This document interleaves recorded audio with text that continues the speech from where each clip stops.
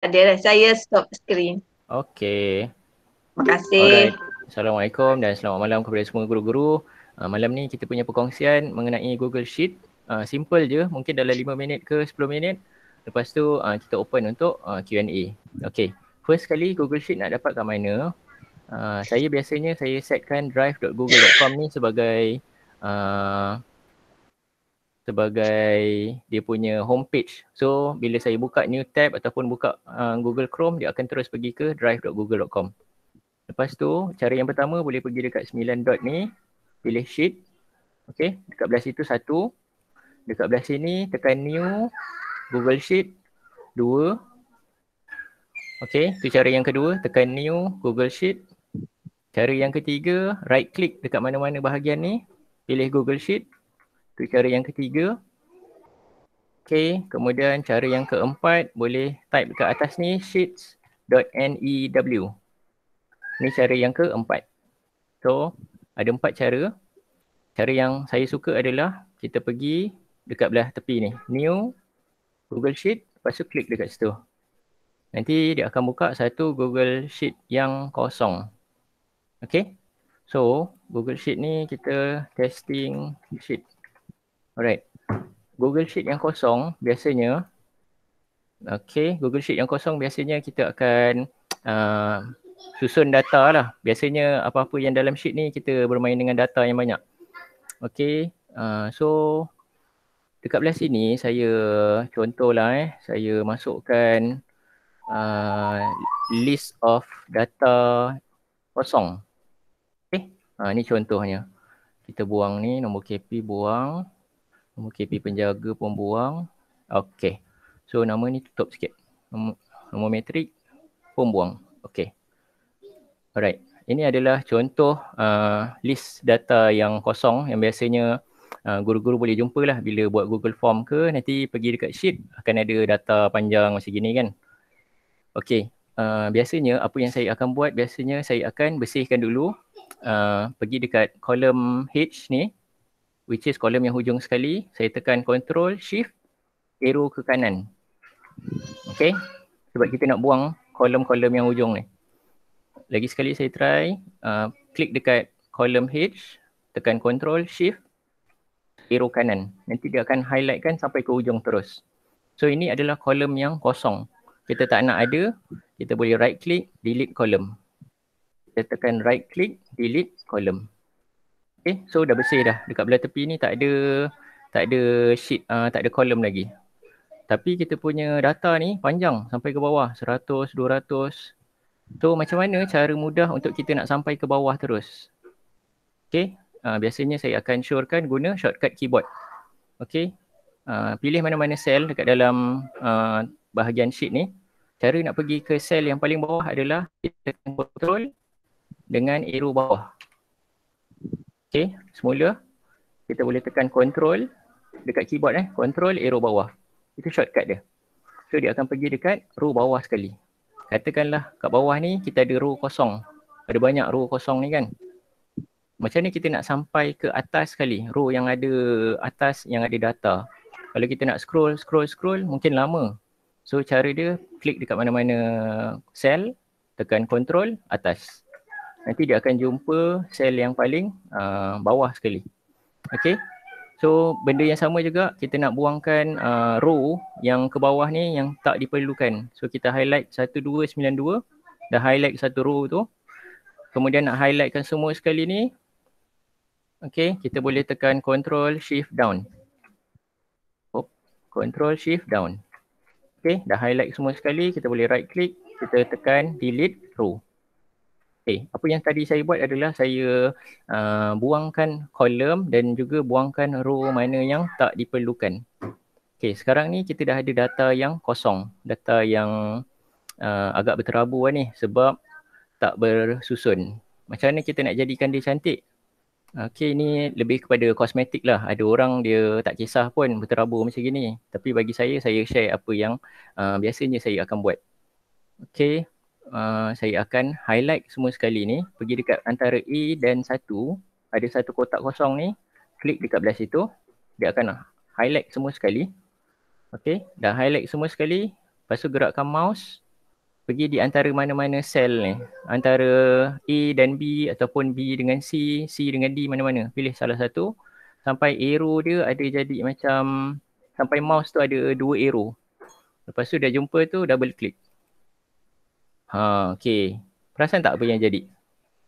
Dia terus adjust width untuk setiap column dan row tu supaya dia ikut susunan ni. Okay? So setakat ni okey ke? Ada berapa soalan nak tanya? Oh, senyap je cikgu-cikgu ni. Okey? Boleh follow setakat ni? Boleh. Alright. So Boleh. itu yang pertama. Alright. Katakanlah kita nak susun bagi nampak lebih kemas. Apa yang kita boleh buat adalah kita nak freeze-kan atas sekali ni. Bil, LP, nama, kelas, tarikh lahir, daftar, status. Kita nak benda ni biar dekat belah atas sahaja. Walaupun kita scroll ke bawah, benda tu masih ada. Okay, cara dia macam ni nak buat. Kita boleh, sekejap saya zoom sikit. Okay, kita boleh highlight dekat row yang pertama. Bila dah highlight kat row pertama, kita pergi dekat view. Pilih freeze. Pilih up to current row. View, freeze, up to current row. Okay, so dia akan freeze kan row yang pertama tu. Supaya kalau kita scroll ke bawah pun, yang atas tu masih nampak lagi. Okay. Boleh juga kalau kita nak freeze-kan yang kolom. Tapi biasanya kolom ni jarang lah. Melainkan data kita tu melebih ke kanan. Dia ada banyak kolom. Untuk yang ini, dia ada banyak row. So dia ke bawah, ke bawah, ke bawah. Okay. So itu yang kedua, kita belajar macam mana nak freeze. Kemudian, apa lagi Okay. Next, kita belajar macam mana nak guna filter. Okay. Highlight juga semua. Pergi dekat antara A dan 1 ni. Klik dekat button tu. Kotak tu. Kemudian kita boleh cari ni ikon yang macam ada corong tu. Create filter. Klik dekat belah situ. Automatically dekat bahagian header ni. Dia akan ada macam corong juga. Segitiga terbalik ni. Okay. Tapi sekarang ni kita punya header tu dah tak nampak dah. So apa yang kita boleh buat, kita highlight balik semula, double click lagi sekali. Nanti dia akan adjust, besarkan sikit sebab dah ada ruang untuk filter ni. Okay, kegunaan filter ni apa? Kita boleh tapis filter ni, tunjukkan apa yang kita mahukan sahaja. Contohnya dekat belah sini, LP ni jantina. Kita boleh klik dekat button kat tepi tu, filter tu. Dan kita boleh pilih L ataupun P. So katakanlah contoh ni saya nak pilih L sahaja. So klik dekat situ. Pilih yang L sahaja ada tick. Lepas tu klik OK. So sekarang ni data kita ni hanya ada L sahaja. Okay, selamat datang kepada guru-guru yang baru join. Terima kasih sudi meluangkan masa sekejap. Okay, so itu yang ketiga. Macam mana kita nak gunakan filter. Kalau sekarang ni hanya ada L sahaja, hanya ada lelaki sahaja. Macam mana nak adakan balik perempuan? Kita klik balik dekat corong tu, filter tu tadi. Pilih P. Supaya semua sekali data ada ditunjukkan. Klik OK. So automatically dah ada L, dah ada P. Okay. So dah selesai yang ketiga. Filter. Alright, setakat ni ada berapa soalan nak tanya?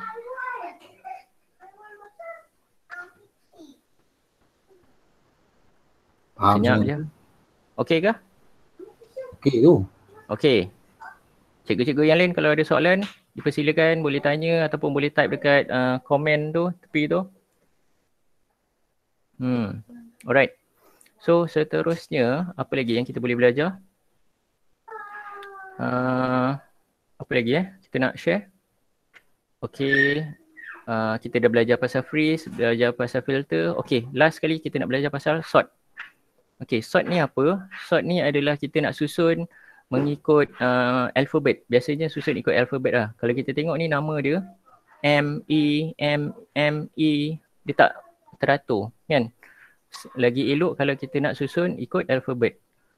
Kalau cikgu tu buat cara lama, dia akan tarik A, copy, lepas tu dia bawa naik atas. So M ni bawa turun bawah, U bawa turun bawah. Dia buat satu-satu.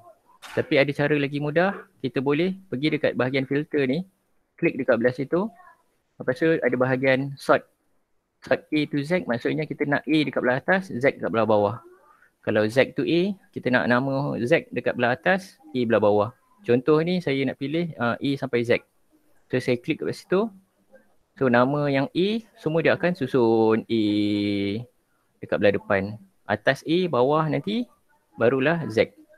Okay. So dah selesai dah. Kita belajar freeze, kita belajar filter, kita belajar sort. Okay. Itu sahaja kelas pada malam ni. Ada apa-apa soalan nak tanya? Dipersilakan.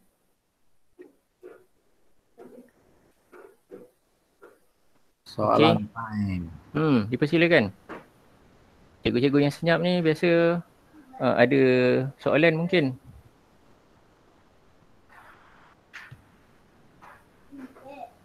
Assalamualaikum cikgu. Ya, Saya nak Waalaikumsalam. tanya. Macam tadi cikgu sort by nama ke? Betul. Bila sort by nama, maksudnya maklumat lain macam kelas, tarikh lahir, dia automatik akan berubah ikut nama empunya diri lah ke? Betul, betul. Kalau ni contoh yang first ni, nama ni, kelas ni. So dia akan ikut lah. Yang lain-lain tepi ni pun dia akan ikut kepada yang nama tu. Oh ya ya. Kalau kita nak sort dua perkara sekaligus boleh ke? Boleh juga. Sebabnya first tu macam saya untuk Contoh kita nak nama dia ikut alfabet, lepas tu ikut kelas dia. Betul? Ikut kelas. Okay, so first kali kita sort nama A sampai Z. Lepas tu pergi dekat kelas pun sama juga. Sort A sampai Z. Okay, okay. So ni dalam kelas yang sama, tapi dia dah susun A sampai Z. Ni kelas 1 AD, bawah ni 1 AN. Dia susun ikut kelas dah. Katakanlah nanti kalau kita nak susun lelaki belah atas nama, perempuan belah bawah, pun sama juga. Sort A to Z. Okay, so, ikut kepada susunan kita lah macam mana kita nak buat. Okay, okay. Alright. Okay, terima kasih. Sama. Ni ada soalan, kalau template PBD tak freeze, boleh tak kita nak buatkan freeze untuk template PBD? Boleh, tak ada masalah. Katakanlah ni freeze yang belah atas kalau dia ada header. Kadang-kadang ada data yang dia contohnya data apa contohnya okey, result peperiksaan lah. Result peperiksaan ni contohnya saya buat. Okey. Ini data tahun-tahun lepas lah saya share. Okey, dekat belah atas ni adalah lelaki perempuan, nama, kelas. Lepas tu ni adalah dia punya subjek kan. Dia ada banyak subjek ke tepi. So kita hanya nak freeze-kan yang bahagian 3 pertama ni je. 1, 2, 3. Cara dia adalah kita pergi dekat yang ketiga ni. Pergi kat kolom yang ketiga, kita pergi view, freeze. Lepas tu kita pilih ni lah, kolom, up to kolom C. So nanti dia akan freeze-kan belah kolom C. Kita boleh scroll ke tepi. Nampak tak? Kita boleh scroll ke tepi, tapi yang kolom A, B, C ni dia tak bergerak. Macam tu. Kalau kita nak scroll ke bawah, yang belah atas ni kalau boleh nampak, belah atas ni header ni saya dah freeze-kan dia punya kolom. Kolom ke row macam tu lah. Pilih salah satu. Okay. Mana-mana kita boleh freeze kolom, kita boleh freeze row. Alright. Tu soalan yang seterusnya. Ada lagi soalan? Ni dah lebih ni. Yang tu Bek. Apa dia? Yang data yang bertindih tu kita nak remove duplicate tu kat mana lah? Okey, contohnya kalau dekat belah sini kita zoom lagi sikit, mana tahu ada orang pakai handphone. Okey, katakanlah kita boleh add row kat bawah ni, right click, add below. Lepas tu add below lagi, add below lagi. Katakanlah nama Adam ni ada sampai 3. Kan? Ada sampai 4 ke? Katakanlah semua sekali ni, dia adalah duplicate. Okey, macam mana kita nak pastikan duplicate ni muncul? Okey, kita boleh highlightkan dekat C ni. Ada beberapa Adam Rifki kan? Kita highlightkan dekat situ. Lepas tu kita bagi dekat bahagian data. Lepas tu scroll ke bawah, ada bahagian remove duplicate. remove duplicate. Lepas tu klik je dekat situ dan dia suruh kita, dia tanya kita nak mana satu. Data ni ada header row tak? Ada. Itu yang kita dah lock dah. Lepas tu kita nak analyze yang belah mana satu? C. Okay, kita klik lah dekat bahagian C. Remove duplicate. Nanti yang Adam Rifki ni daripada ada 1, 2, 3, 4, nanti dia akan tolong buangkan ni 3 duplicate row found and remove. Dia dah tolong buangkan dah. Okay. Itu cara yang pertama lah. Dia ada banyak lagi cara lain. Tapi yang paling mudah pergi macam gitu tadi. Dekat data, remove duplicate. Boleh cikgu? Okey, boleh. Alright. Next, ada lagi soalan?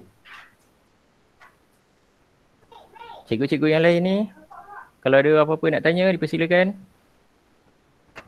Biasanya bahagian data ni, kita mungkin ada pembantu guru ataupun bahagian-bahagian kerani. Tapi kadang-kadang ada guru-guru yang top level management lah. Biasanya dia nak tengok data keseluruhan sekolah. Berapa ramai murid ada dalam sekolah ni, berapa ramai lelaki, berapa ramai perempuan. So benda-benda berkaitan dengan Google Sheet ni sangat memudahkan lah kalau kita tahu macam mana nak guna dia. Okay, ada apa lagi soalan? Saya kalau boleh tak nak ambil masa lama sangat lah. Tadi cakap 9 sampai 9 suku je. Ni lagi 4 minit nak pukul 9.30. Ada apa lagi nak tanya? Fik, ni konsep freeze tadi, terlepas tadi. Buat macam mana dah konsep dia tu? Cikgu lambat kena tengok ulangan nanti. Tengok recording. Okey.